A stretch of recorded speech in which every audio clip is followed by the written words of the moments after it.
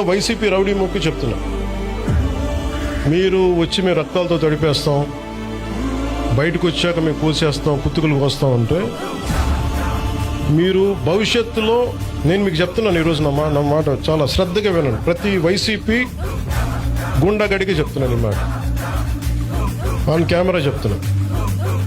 ప్రతి వైసీపీ గుండాకే చెప్తున్నాను, మీరు కనుక మా ఇష్టారాజ్యంగా చేస్తాం, భవిష్యత్తులో మేము వస్తాం, మా ప్రభుత్వం వస్తే నేను చెప్తున్నాను.